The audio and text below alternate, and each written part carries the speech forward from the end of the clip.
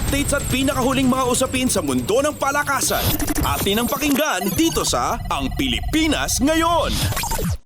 Magandang araw, narito na po ang Sports Balita.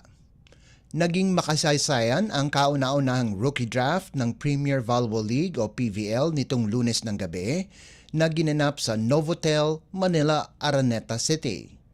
Layunin ng naturang event na tulungan ang mga koponan na kinakailangan ng mga talentadong players para makapagsabayan sa darating na 2024 Reinforced Conference. At sa inaasahan, ang Zeus Coffee na dating Strong Group Athletics o SGA na nagkaroon ng tsansa na pumili ng una ay pinili si Alas Pilipinas member na si Thea Gagate ng De La Salle University. Nagtapos ng kulelat ang SGA sa 2024 All-Filipino Conference kung saan wala man isang panalo at inaasahan nilang mapapaganda nila ang record nila ngayong darating na season. Sinabi ng 6'2" middle blocker na si Gagate na inaasahan niya na bigyan siya ng tiwala ng koponan. Dagdag ni Gagate na gagawin niya ang lahat ng kanyang makakaya para mapaganda ang performance ng Thunderbells ngayong season. Samantala, 3 pang players ng De La Salle ang napili sa top 4 sa ngalan ni na opposite hitter Leila Cruz na pinili ng Capital One, setter Julia Coronel para sa Galleries at Micah La Rosa na mapupunta sa Farm Fresh Foxies. 5th overall pick naman si Lucille Almonte ng Adamson na pinili ng NX LED, habang si Steph Bostrillo ng University of the Philippines ang napunta sa Akari na pang-anim. Kinuha naman ng signal si Ishi Lalong Isip bilang 7th overall pick, habang ang panibagong setter ng PLDT ay si Angge Alcantara at si Karen Verdeflor ay ang defensive specialist ng Cherry Tigo.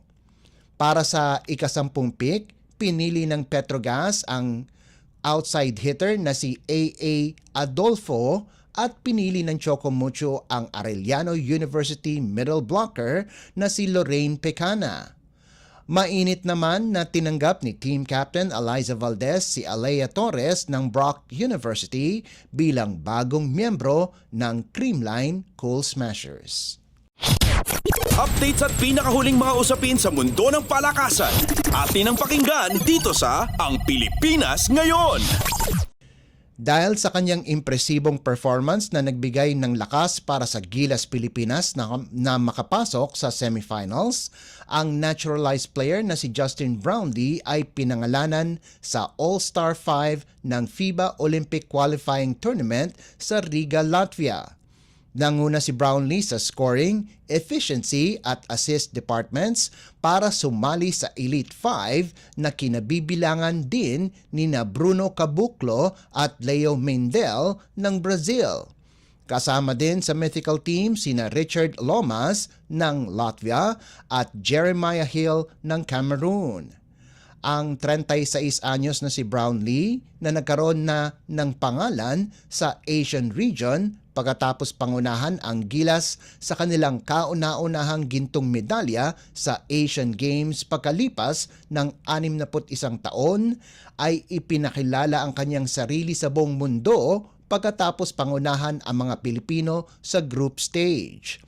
Tinalo ng Gilas ang world number 6 Latvia 89-80, ang kauna-unahang panalo ng Pilipinas sa isang European team sa loob ng 64 na taon, kung saan nakagawa si Brownlee ng halos triple-double sa nalikom nitong 27 puntos, 9 na rebounds at 9 na assists.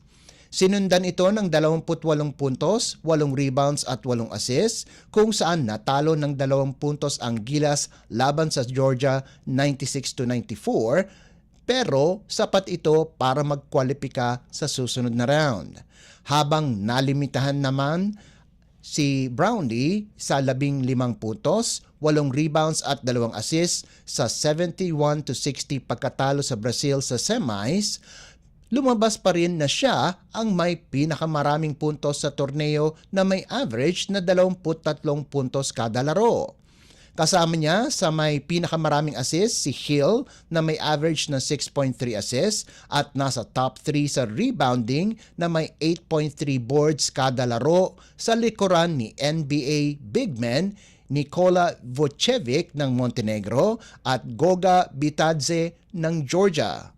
Lumabas din na most efficient player si Brownlee na may 27 efficiency na mas mataas pa sa most valuable player ng torneo na si Caboclo na may 22.5 efficiency. Updates at pinakahuling mga usapin sa mundo ng palakasan.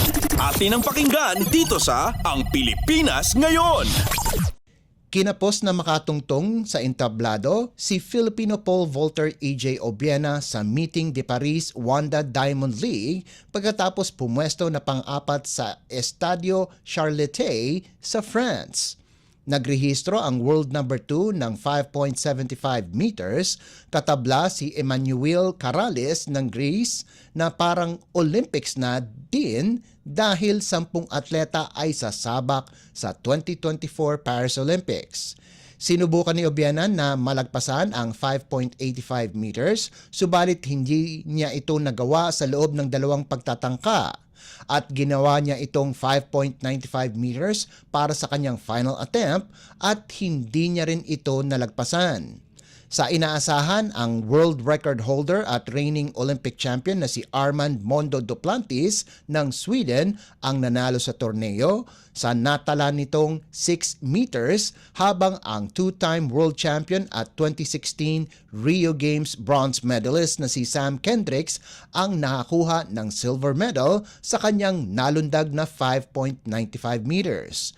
Nakuha naman ni Thibaut Collier ng France ang bronze sa taas na 5.85 meters. Isa si Obiena na may malaking tsansa para makakuha ng medalya sa Paris Olympics dahil sa kanyang world ranking at mga nakaraang performance sa mga international competition. Hawak ni Obiena ang Asian record na 6 meters na nagawa niya nitong nakalipas na taon at hawak din ang 5 gintong medalya sa indoor at outdoor events ngayong season. Updates at pinakahuling mga usapin sa mundo ng palakasan. Atin ang pakinggan dito sa Ang Pilipinas Ngayon.